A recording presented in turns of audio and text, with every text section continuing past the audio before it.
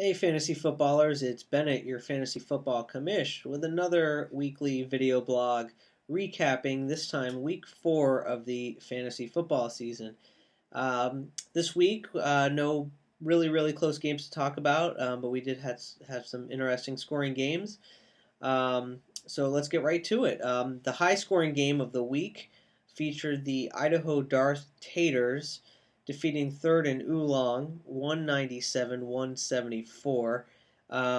Tough luck loss for Doreen's team. Got an amazing 47 points from Brian Hartline. Listen to this line: 12 catches, 253 yards, and a touchdown for 47 fantasy points. Just think if he had like 3 touchdowns, it would have been unreal. Um, that being said, didn't quite get enough from the other players. Big come down week from Andre Brown after the big Thursday night game against Carolina. I think a big part of it was just Bradshaw being back in the game.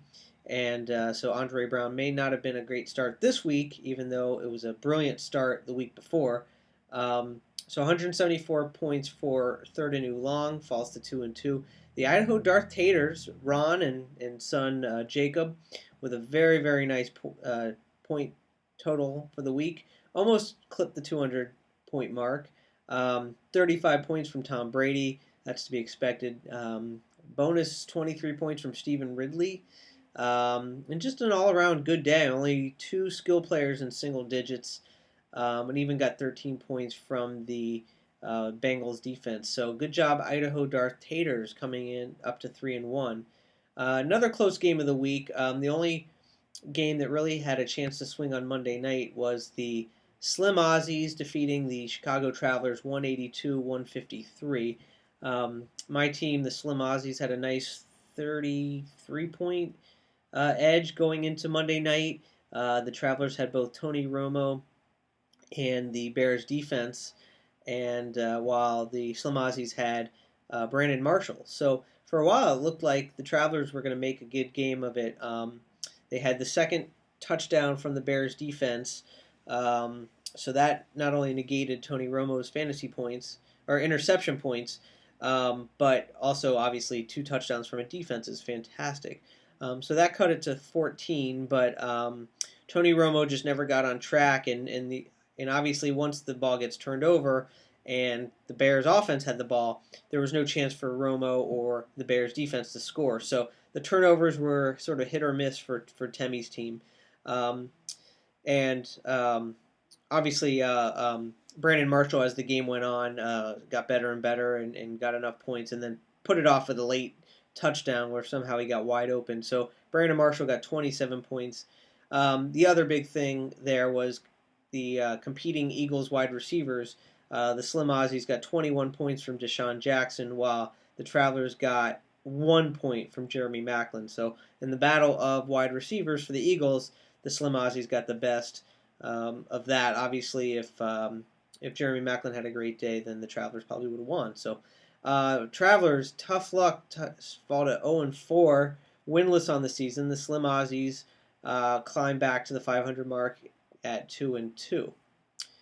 A couple other games. We have You Got Beat by a Girl becoming the only undefeated team in the league at 4-0.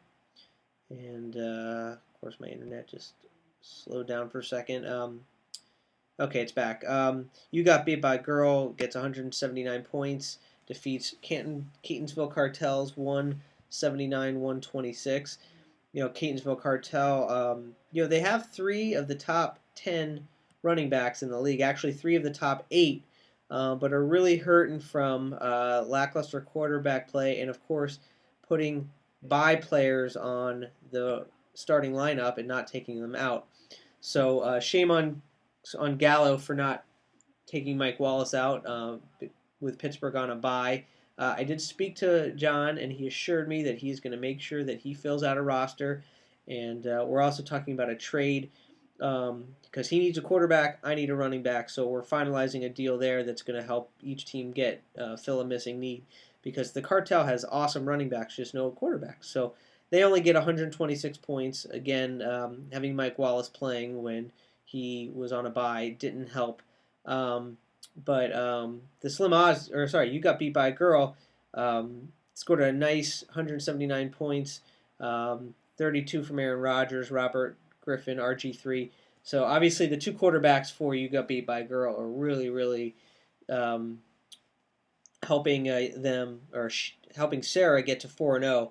Also, good day from Wes Welker and AJ Green, um, and a couple single digit scorers there, but enough 20-point scorers from the rest of the team. 27 points from the 49er defense as well.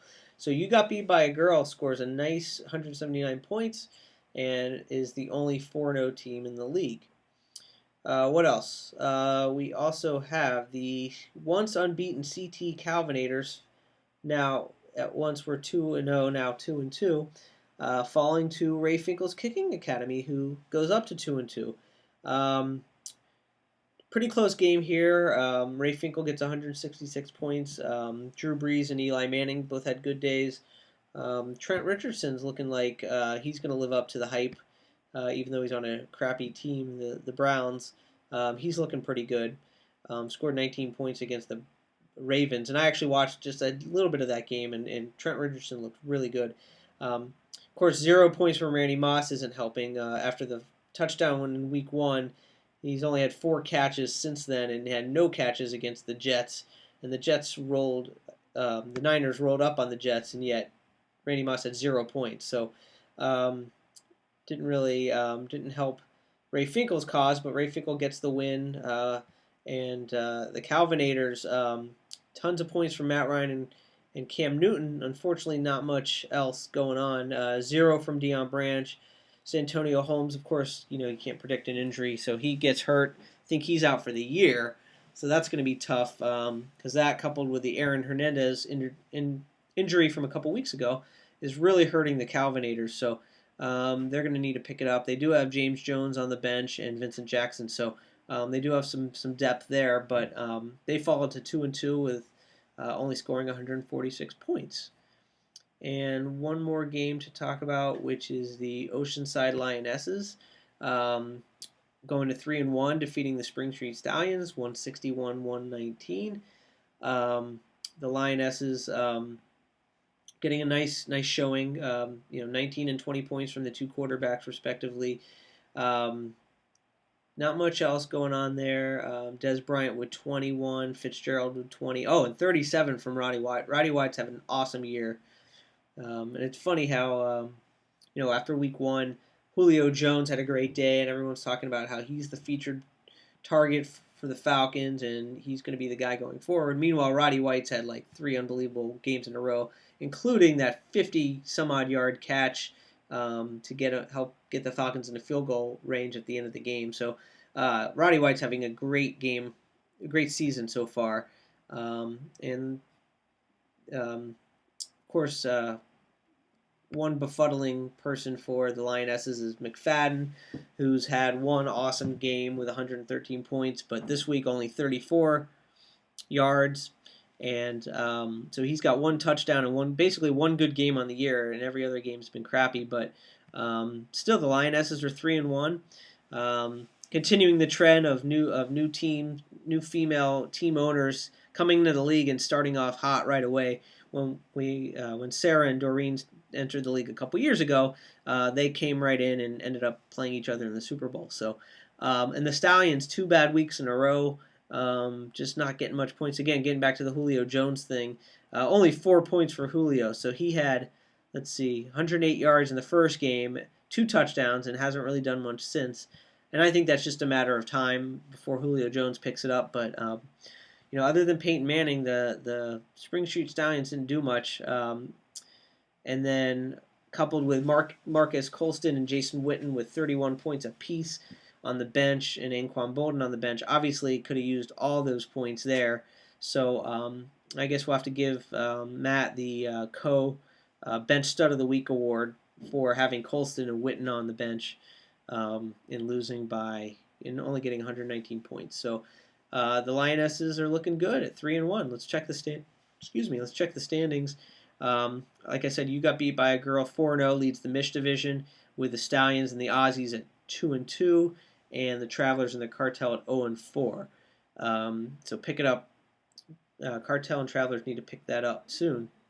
The Darth Taters and the Lionesses are 3-1, with the Calvinators, Third Oolong, and Ray Finkel at 2-2. So the Mish division continues to be very top heavy, with the Mash division very, very, very close, with one game separating top to bottom. So pretty exciting week. We need to get some more close games here in fantasy football land, but still a lot of points being scored and a lot of good football action, and hopefully everyone's enjoying it and enjoying the season. So take care, everyone. Last quick reminder, of course, to get your dues in, $25 to Bennett at 4 Adams Lane, West Hartford, Connecticut, 06133. And don't be afraid to check, to try and pull some trades off with each other. I mean, everybody likes their team, but if trades are allowed in this league, and feel free to try and shore up your team and make trade offers with some of the other league members. And don't be afraid to put some trash talking and stuff on the message boards. I'm hoping to get a lot more action on the message boards this year, and we're not getting anything. So don't be afraid to speak up and pipe in and talk a little smack or whatever, and get some action in this league. So hopefully everyone has a good week, and we'll talk to you next week. Bye-bye.